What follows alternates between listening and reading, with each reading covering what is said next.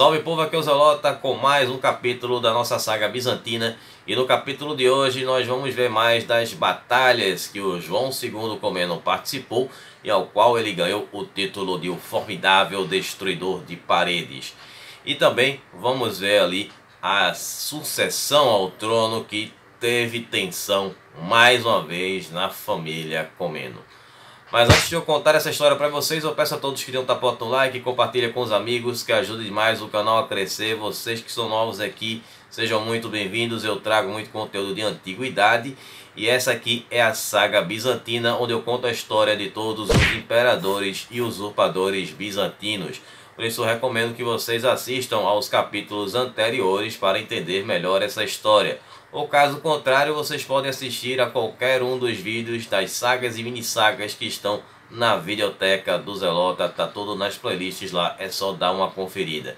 Me sigam no Instagram, @ozelota, para vocês ficarem sabendo das novidades do canal sempre que os vídeos saem, poderem participar das enquetes e assistirem ao meu quadro do Culta com o Zelota, que é um conteúdo extra dos vídeos aqui do canal que eu faço lá no IGTV. Vídeos todas as quartas às 20 horas com os especiais e nos sábados às 17 horas com a saga bizantina. Sempre com a metodologia nada ortodoxa, com muitas imagens, muito conteúdo, sem enrolação. E vamos às batalhas que se seguiram durante o reinado do João II, ou João Comneno. Voltando do ponto onde eu parei no vídeo anterior, vamos falar das diversas batalhas. Eu falei de duas no vídeo passado e vamos ver todas as outras restantes neste vídeo de hoje. Começando com o desentendimento com os húngaros. Bom, como vocês recordam, no vídeo anterior eu falei sobre nobres húngaros que estavam sendo exilados e eram muito bem recebidos em Constantinopla. Bom, um desses nobres chamava-se Almas, que curiosamente ele era cego, mas isso não o tirava do cargo, como a possibilidade de ser um pretendente ao trono húngaro, e ele foi lá recebido em Constantinopla. Só que isso foi visto pelos húngaros como uma provocação do João II, que teria um nobre húngaro e poderia emplacar um novo rei no trono húngaro. E aí os húngaros, eles foram liderados pelo Estevão II da Hungria e atacaram os Balcãs bizantinos em 1127. E o João lançou um ataque contra os sérvios que haviam se aliado aos húngaros. Muitos foram presos e enviados para Nicomédia para servirem como colonos militares. Essa foi uma resposta clara aos sérvios, que eram um estado ali proterado dos bizantinos, né? Eles existiam aquela vassalagem aos bizantinos, e também para fortalecer a fronteira bizantina contra os turcos. Os sérvios foram forçados mais uma vez a reconhecer a soberania bizantina. A campanha contra a Hungria, contra os húngaros, ocorreu em duas fases diferentes. Na primeira, os húngaros atacaram territórios bizantinos que hoje ficam na Sérvia, como as cidades de Belgrado e Nis, e assim também como Sófia, que fica atualmente na Bulgária, mas que na época era na Trácia. E João estava em Filópolis, na Trácia, para conter esses ataques. O João, ele contra-ataca com uma pequena frota no Danúbio, derrotando os húngaros e seus aliados sérvios na fortaleza de Harran, e fica na atual Bačka Palanka, na Sérvia. Muitas tropas turcas acabaram caindo em batalha ao atravessarem uma ponte enquanto fugiam do exército bizantino. Depois dessa batalha tivemos a segunda fase, que foram o ataque dos húngaros em Branicevo. Branicevo, que é atualmente uma pequena vila na Sérvia, e foi depois reconstruída por João. Os bizantinos conseguiram derrotar os húngaros e restauraram a paz. Eles tomaram o controle de Branicevo, Belgrado e Zemun, que é outra cidade que fica na atual Sérvia. E também recuperaram Sírmio, que pertencia ao território romano, depois ao bizantino, e que já havia sido tomado e pertenceu aos húngaros desde 1060. Bom, Aconteceu que o pretendente ao trono húngaro, que era o Almóis, acabou falecendo em 1119, acabando de vez com o motivo de atrito entre os dois estados. E agora a guerra contra os turcos. Em 1119, os seljúcidas avançaram na fronteira bizantina no oeste da Anatólia. Eles fecharam a estrada de Adália, que é a atual Antália, na Turquia, que servia como meio de comunicação no Império Bizantino. E ela ficava na costa sul da Anatólia. O João e o Ashuko, eles conseguiram recapturar Laodiceia em 1119 e Sasápolis, que era a antiga Apolônia, na era Seleucida, isso em 1120. Reabrindo o caminho para Adália, que era importante, pois era uma estrada que levava até a Cilícia e aos estados cruzados na Síria, que era uma outra meta que o João tinha durante o seu reinado. Depois da guerra contra os húngaros, o João poderia se dedicar totalmente às batalhas contra os turcos. O João confrontou o emirado Desnimendida. Entre 1130 e 1135, ele repeliu vários ataques turcos que tinham como objetivo avançar na Ásia Menor. O João também fez campanhas para reconquistar os territórios perdidos na Anatólia. Ele consegue reconquistar Castamuno e deixou uma guarnição com 10.000 homens em Gangra. João ganhou rapidamente o título de o formidável destruidor de paredes, conquistando uma fortaleza atrás da outra dos seus inimigos, recuperando e guarnecendo territórios perdidos após a pífia batalha de Manzikerta. Para vocês verem toda aquela questão do ciúme que o João tinha, o João Ducas, com relação ao Romano IV, no que gerou até hoje aí na história, passados-se mais de 50 anos depois daquela batalha, o João II tendo ali que recuperar esses territórios perdidos. Bom, seguindo aqui, Castamuno acabou sendo retomada pelos turcos, enquanto João estava em Constantinopla celebrando a conquista dessa cidade, no caso a reconquista da cidade. Mas aí o João era um cara muito perseverante e ele foi lá, retornou e recuperou a cidade novamente. Em 1139, o João ele fez campanhas contra os turcos de origem otomana, que eram nômades, e atacavam as regiões ao longo do rio Sicária. João conseguiu expulsar esse bando de otomanos e partiu para mais campanhas contra os Desnimendidas, avançando ao longo do sul do Mar Negro, atravessando a Bitínia e Panflagônia. Outra campanha foi contra o estado separatista de Constantino Gabras, com a cidade como capital de Trezibonda, e ficava na região da Cáudia. Então ele consegue pôr um fim àquele estado separatista e a Cáudia é novamente reintegrada ao Império Bizantino. João sitiou Neo-Cesareia, que é a atual cidade de Nisca, em 1140. Os bizantinos foram derrotados, mas não pelos turcos, mas pelas condições do tempo que haviam mudado, né? Tinha chegado ali um período de inverno, e aí nessa mudança climática muitos cavalos pereceram, os suprimentos acabaram ficando escassos, e aí eles acabaram tendo que retornar.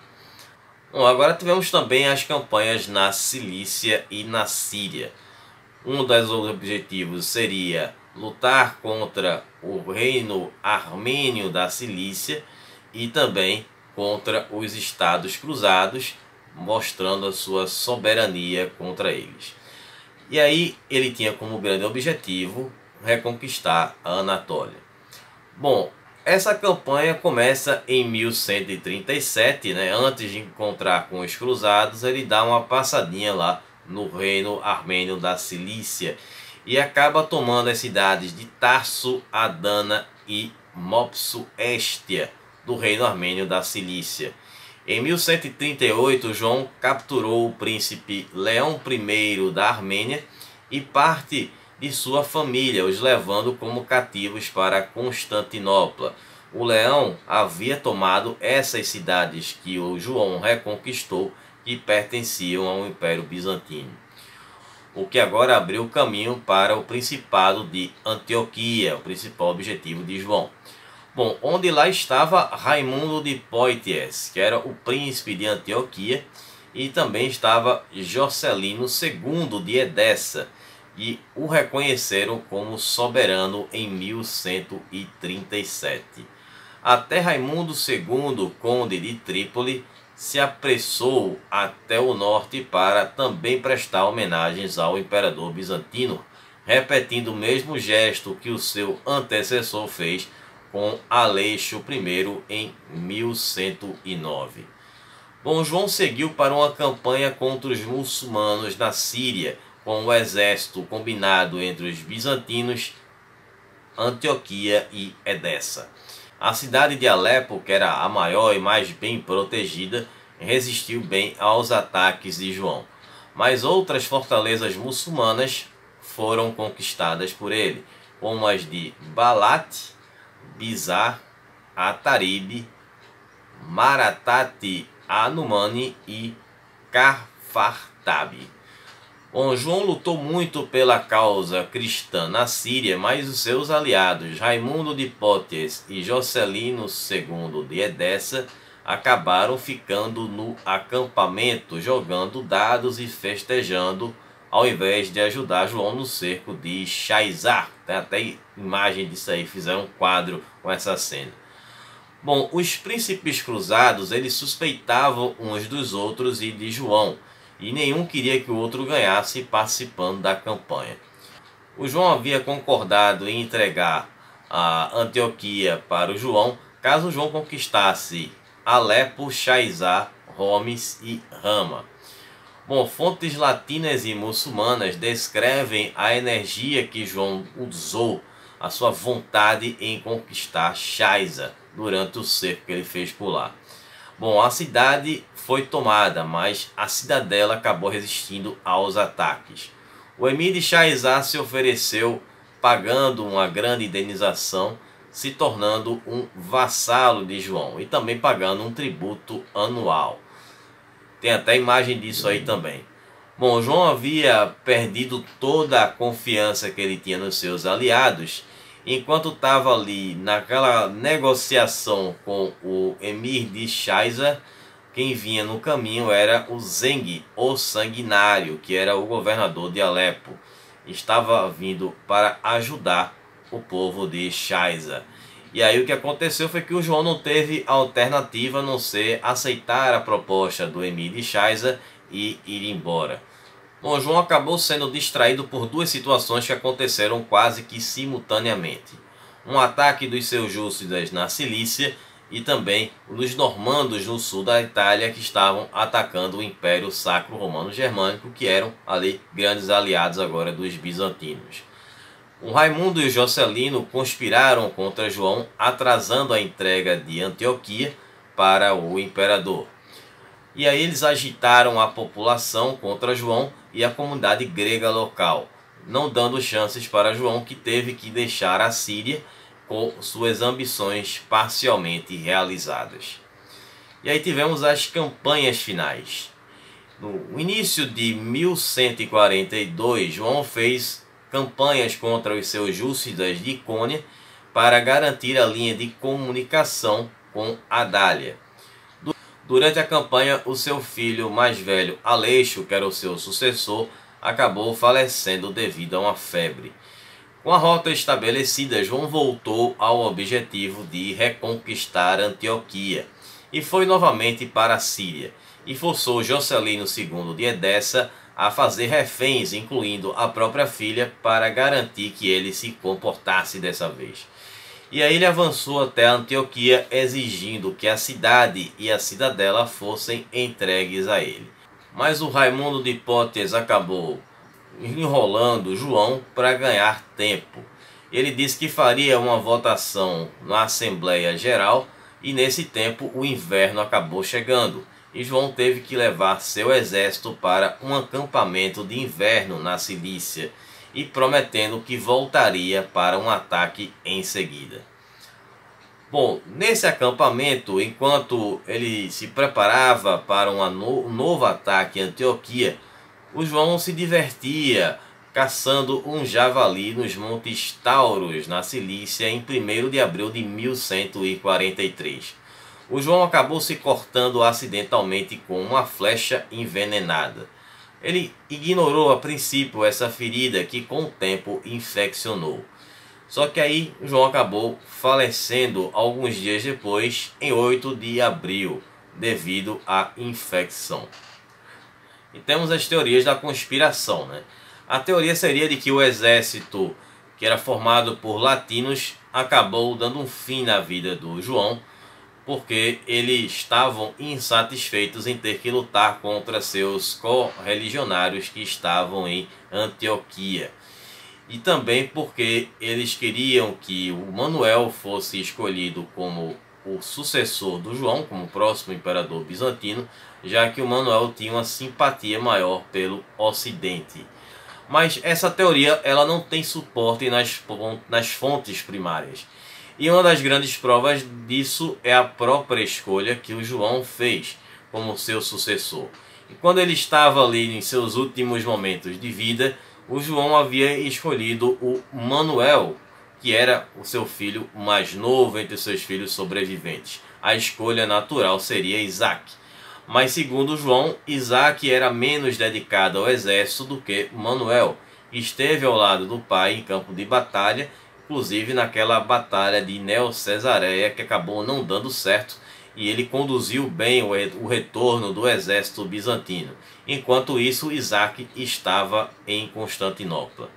Bom, muitos consideravam que deveria ser seguida a primogenitura, né? O que valeria seria o mais velho. E o próprio Achuco, João Achuco, grande amigo do João II, ele tentou mudar a opinião do João na sua escolha, mas rapidamente ele acabou apoiando o imperador. Manuel era mais qualificado do que o seu irmão mais velho, Isaac. E aí a decisão do João trouxe uma tensão muito grande entre os irmãos. E João Achuco foi determinante para realizar o desejo do João II em seus últimos momentos de vida, que seria colocar o Manuel como o imperador. Uma vez que Manuel estava em campo de batalha com o João nas suas campanhas, enquanto Isaac estava em Constantinopla. Então ele teve que fazer de tudo para segurar a notícia de que o imperador havia falecido.